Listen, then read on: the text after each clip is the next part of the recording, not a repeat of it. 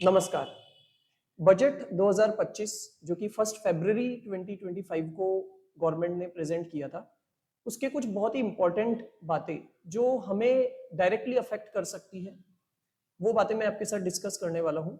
Budget में तो बहुत सी बातें बताई जाती है, लेकिन मैं आपको सिर्फ इनकम टैक्स में जो चेंजेस आए हैं वो बताने वाला हूँ। और सबसे खास बात इस बार की ये है कि इस बार इनकम टैक्स में कोई भी नेगेटिव चेंज नहीं आया, मतलब कोई ऐसा डिसअपॉइंटिंग चेंज नहीं आया जिसको सुनकर के हर बार की तरह लोग ये बोले कि फिर से गवर्नमेंट ने टैक्सेस बढ़ा दिए या फिर से हम पर बर्डन बढ़ा दिया। ऐसा नहीं हुआ है। आप ये मानकर चलिए कि इस बार जितने भी चेंजेस आए हैं सारे पॉजिटिव डायरेक्शन में आए हैं। तो अभी हम उन सभी चेंजेस को देखते हैं, मैं एक्सप्लेन करता हूं उनको एक एक करके। इसके अंदर पहले तो आप ये समझिए कि जो ये बजट आया है ये आने वाला जो फाइनेंशियल ईयर है, यानी कि जो फाइनेंशियल ईयर अब आने वाला है उस साल में जो हम कमाई करेंगे उस पर एप्लीकेबल होगा। तो यहाँ पर आप देख सकते हैं, यहाँ पर क्लियरली लिखा हुआ है कि फाइनेंशियल ईयर 2025-26 जो कि 1 अप्रैल 2025 को स्टार्ट होगा और 31 मार्च 2026 को खत्म होगा, उस पूरे फाइनेंशियल ईयर के लिए ये चेंजेस एप्लीकेबल होंगे। अब इसमें जो पॉजिटिव चेंजेस आए हैं, सारे पॉजिटिव आए हैं, वो कहां कहां आए हैं मैं आपको पहले ब्रीफ में बता देता हूँ। सबसे पहले एक तो बहुत जबरदस्त गवर्नमेंट ने टैक्सेस की रेट्स को कम किया है, इनकम टैक्स की रेट्स को, वो भी मैं बताऊंगा। इसके अलावा फिर हम देखेंगे कि सैलरीड एम्प्लॉइज पर स्पेशली गवर्नमेंट कुछ मेहरबान हुई है, वो कैसे हुई है वो भी अभी देखेंगे। टीडीएस की लिमिट्स, तो देखिए बहुत से ऐसे केस होते हैं जिसके अंदर हमें जब इनकम मिलती है, जैसे मान लीजिए डिविडेंड हमें मिलता है शेयर्स के बदले में, या हमको बैंक वाले एफडी पर इंटरेस्ट देते हैं, तो वो अक्सर टीडीएस काटते ही हैं। लेकिन गवर्नमेंट ने टीडीएस काटने की जो लिमिट्स है उनको बढ़ा दिया है, यानी कि अब से हम पे टीडीएस जल्दी से नहीं कटेगा। तो वो भी केसेस अपन देखने वाले हैं। नेक्स्ट फिर, क्या हम पुराने सालों के आईटीआर्स को फाइल कर सकते हैं? कर तो सकते हैं। उस मामले में भी गवर्नमेंट ने एक बहुत अच्छा चेंज लाया है, बहुत अच्छा पॉजिटिव चेंज लाया है। फिर हाउस प्रॉपर्टी की जो इनकम होती है, जैसे मेरे नाम पर कोई मकान है तो उनके केस में भी गवर्नमेंट ने एक छोटा सा क्लैरिफिकेशन दिया है जो कि हमारे लिए और ज्यादा बेनिफिशियल हो जाएगा। और फिर स्टार्टअप्स को लेकर के भी कुछ कहा है, एक एक करके हम देखते हैं। देखिए सबसे पहले टैक्स की जो रेट्स है उसकी बात कर लेते हैं। तो टैक्स की जो रेट्स है, जो न्यू रिजीम है, उसमें गवर्नमेंट ने बहुत जबरदस्त इंक्रीज कर दिया है टैक्स की रेट्स का, और वो आप यहाँ पर देख भी सकते हैं। ये यहाँ पर हम देखें तो शुरू के 4 लाख रुपए तक की इनकम पर अब कोई टैक्स नहीं लगेगा। शुरू की 4 लाख रुपए तक की इनकम, और चाहे वो सीनियर सिटीजन हो चाहे वो नॉन सीनियर सिटीजन हो, सभी पर ये बात एप्लीकेबल है। 4 लाख से 8 लाख वाला जो पोर्शन होगा हमारी इनकम का, उस पर 5% का टैक्स लगेगा। 8 लाख से 12 लाख वाला जो पोर्शन है इनकम का, उस पर 10% टैक्स लगेगा। 12 लाख से 16 लाख वाले पोर्शन पर 15% लगेगा, और इसी तरीके से आप आगे देख लीजिए। 30% जो कि हाईएस्ट टैक्स होता है वो अब 24 लाख से ज्यादा वाले पार्ट पर लगेगा।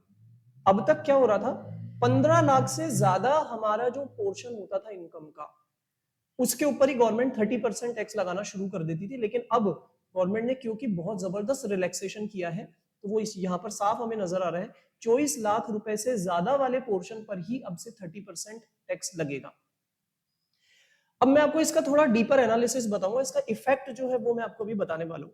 अब सबसे पहले आप ये समझ लीजिए कि एक और बहुत इंपॉर्टेंट चीज जो गवर्नमेंट ने की है वो ये है कि 12 लाख रुपए तक जो साल भर में कमा रहे हैं लोग, जिन लोगों की साल भर की टोटल इनकम 12 लाख रुपए की है, यहां मैं एक बार छोटा सा आपको बात से डाइवर्ट करते हुए एक बात पहले ही बता देता हूं। यहां मैं जो भी आपको इनकम बता रहा हूं, आप जो भी ये स्लैब्स देख रहे हैं, चाहे 4 लाख है, 8 लाख, 6 लाख, वॉट एवर, जो भी अमाउंट यहाँ पर दिख रहे हैं, ये सब में स्पेशल वाली इनकम को हम इंक्लूड नहीं कर रहे हैं।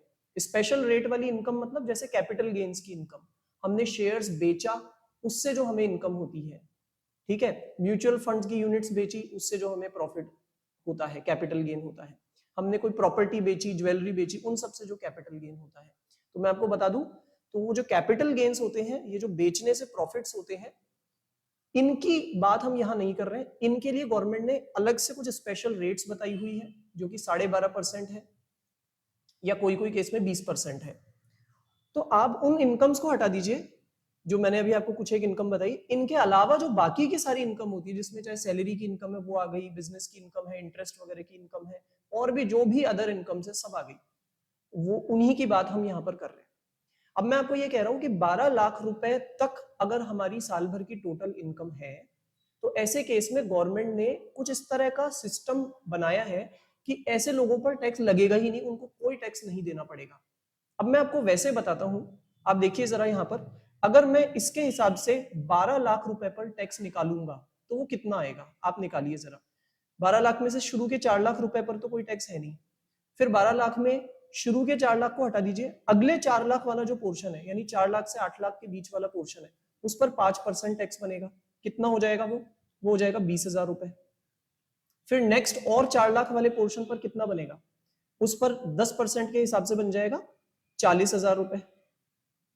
तो अब आप टोटल कर लीजिए, मैंने 12 लाख रुपए तक की इनकम पर टैक्स निकाल लिया, तो 12 लाख रुपए पर देखा जाए तो 60,000 रुपए का टैक्स लगना चाहिए। लेकिन गवर्नमेंट ने क्या किया, यहाँ पर क्लियर कट एक रिबेट डाल दिया। गवर्नमेंट ने बोला हम एक रिबेट दे देंगे, जिनकी 12 लाख रुपए तक की ही टोटल इनकम है उनको एक रिबेट दे देंगे। गवर्नमेंट ने बोला हम सीधे उनको 60,000 का रिबेट दे देंगे। अब आप सोचिए, अगर टैक्स हमारा 60,000 का बन रहा है, लेकिन गवर्नमेंट ने पूरा का पूरा हमें रिबेट दे दिया, तो फाइनली क्या निकल के आया, जीरो। इसीलिए कहा जा रहा है कि 12 लाख रुपए तक की इनकम अगर कोई कमाता है, उनको कोई टैक्स नहीं देना पड़ेगा। लेकिन अगर हमने 12 लाख रुपए से ज्यादा कमाया, मान लीजिए 12.5 लाख कमाया, 13 लाख कमाया, 14 लाख कमाया, तो फिर हमको कोई छूट नहीं मिलेगी, फिर तो पूरी कैलकुलेशन इसके अकॉर्डिंग होगी स्टार्टिंग से। ठीक है। अच्छा, इसके अलावा सैलरीड एम्प्लॉइज जो है, जो लोग सैलरी की इनकम कमाते हैं, उनको तो आपको मालूम है पहले से ही 75,000 रुपीज का, पिछले साल से ही 75,000 रुपीज का स्टैंडर्ड डिडक्शन अलग से मिलता है। मतलब मैं ये कह सकता हूँ, जो लोग सैलरी कमा रहे हैं वो लोग अगर 12,75,000 12,75,000 इतना अमाउंट साल भर की सैलरी उनको मिलती है, तब तक आप मान लीजिए उन्हें कोई टैक्स नहीं देना पड़ेगा। क्यों नहीं देना पड़ेगा, क्योंकि 75,000 तो उनको वैसे ही डिडक्शन मिल जाएगा, फिर बचेंगे 12 लाख, और 12 लाख तक पे कोई टैक्स बन नहीं रहा, जैसा कि मैंने आपको बताया। अब आप देखिए, 12 लाख तक का जो टैक्स बन रहा है उसका तो मैंने आपको बताया, उनको कोई टैक्स नहीं देना।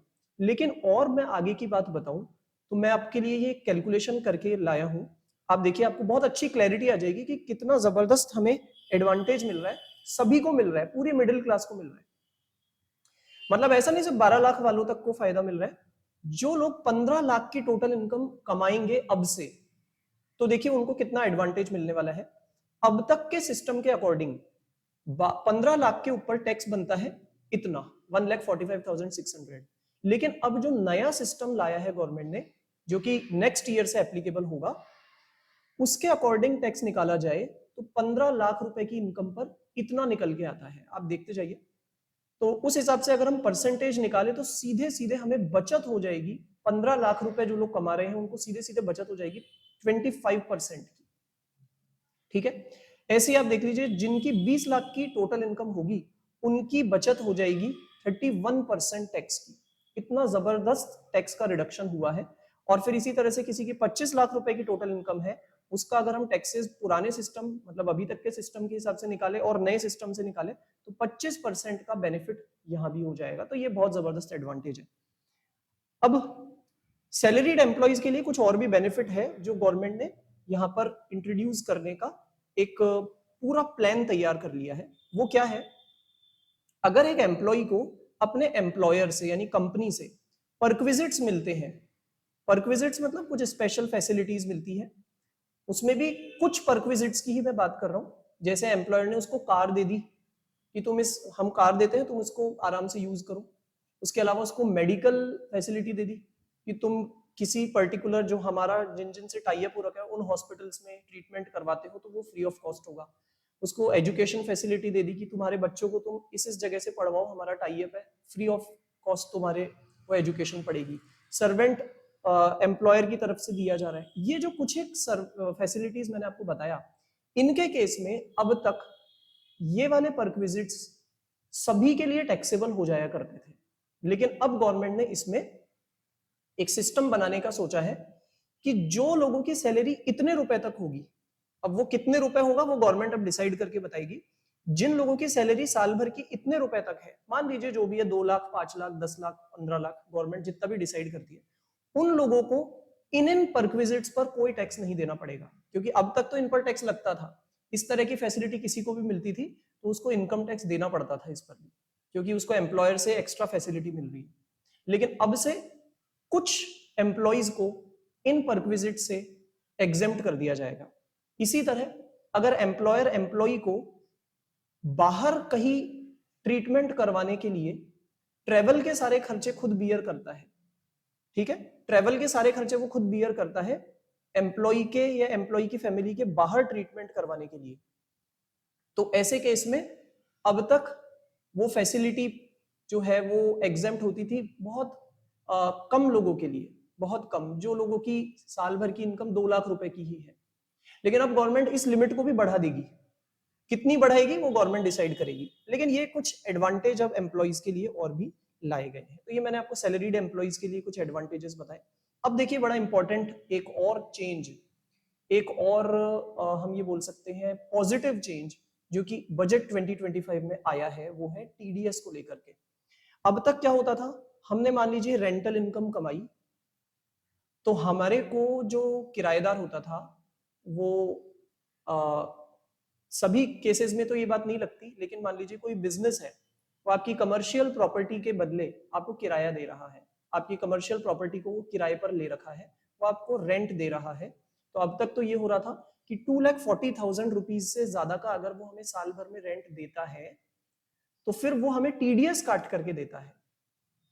इसी तरह अगर बैंक वाले हमें हमारी एफडी पर इंटरेस्ट देते हैं और वो ईयरली इंटरेस्ट 40,000 रुपीज से ज्यादा का होता है, तो बैंक वाले हमें टीडीएस काट करके वो इंटरेस्ट देते हैं। अब तक ये था, लेकिन अब इन लिमिट्स को बढ़ा दिया गया है। जैसे कि मैं आपको बताता हूं, जैसे मान लीजिए पहले मैं रेंट की बात कर लेता हूं, अब तक साल भर में 2,40,000 की लिमिट थी, अब उसको बढ़ा करके 50,000 रुपीज कर दिया गया है, पर मंथ है ये। अब आप सोचिए, इसका मतलब अगर मुझे मेरा टेनेंट 50,000 रुपीज जितना रेंट पे करेगा एवरी मंथ, तब तक वो मेरा टीडीएस नहीं काटने वाला। तो ये बहुत बड़ा एडवांटेज है। टीडीएस नहीं काटने से हमारे पास कैपिटल की कमी नहीं आती है, लिक्विडिटी की कमी नहीं आती है, ठीक है। तो ये एक बहुत बड़ा एडवांटेज है। अगर आप साल भर का निकालेंगे तो कितना हो जाएगा, 50,000 पर मंथ है, तो एक साल का कितना हो जाएगा, 6 लाख रुपए। और कहा पहले कितना था, 2,40,000 रुपीज, ठीक है। ये सारे अमाउंट जो आप देख रहे हैं ना, ये सारे के सारे फाइनेंशियल ईयर के हैं, पूरे साल भर के हैं। अच्छा, अब इसी तरह से देखिए, अगर एफडी या आरडी हमने करवा रखा है, रिकरिंग डिपॉजिट या फिक्स डिपॉजिट, चाहे बैंक में चाहे पोस्ट ऑफिस में, तो अब तक वो इंटरेस्ट पे करते समय टीडीएस काटते थे 40,000 से ज्यादा इंटरेस्ट होते ही, या सीनियर सिटीजन के केस में 50,000 से ज्यादा होते ही। लेकिन अब क्या होने वाला है, अब जो सीनियर सिटीजन है उनके लिए तो ये लिमिट बहुत ज्यादा बढ़ा दी गई है, जस्ट डबल कर दी गई है। 1 लाख रुपीज तक अगर साल भर उनको इंटरेस्ट मिलेगा, तब तक बैंक वाले उनका टीडीएस नहीं काटेंगे। और जो सीनियर सिटीजन नहीं है उनके केस में ये लिमिट हो गई है 50,000। तो ये मैंने आपको इंटरेस्ट पे टीडीएस की लिमिट जो है वो भी बता दी। अब ऐसे ही शेयर्स पर जो हमें डिविडेंड मिलता है, अलग अलग कंपनीज के शेयर्स हम खरीदते, डिविडेंड की इनकम आती है। अब तक ये होता था साल भर में एक कंपनी से अगर मुझे 5,000 रुपए से ज्यादा का डिविडेंड मिलता था, तो वो कंपनी डिविडेंड पे भी टीडीएस काटकर मुझे देती थी। वो अलग बात है, बाद में तो हम इन सभी टीडीएस का रिफंड क्लेम कर सकते थे या एडजस्टमेंट कर सकते थे आईटीआर के टाइम पर, ये तो बात आप जानते ही होंगे। अब 5,000 की जगह इस लिमिट को 10,000 रुपीज कर दिया गया है। और ऐसे ही म्यूचुअल फंड से भी जो हमें इनकम होती है, वहां पर भी अब तक टीडीएस की लिमिट 5,000 थी, अब वो इंक्रीज होकर के 10,000 हो गई। कमीशन या ब्रोकरेज की इनकम, वहां पर 15,000 की लिमिट थी। साल भर में अगर एक पर्सन से हमें कमीशन या ब्रोकरेज मिल रहा है 15,000 रुपीज से ज्यादा का, तो टीडीएस कटता था। लेकिन अब इसको थोड़ा सा बढ़ा दिया गया है, ज्यादा तो नहीं, लेकिन 20,000 तक ला दिया गया है। 20,000 तक कोई टीडीएस नहीं कटेगा।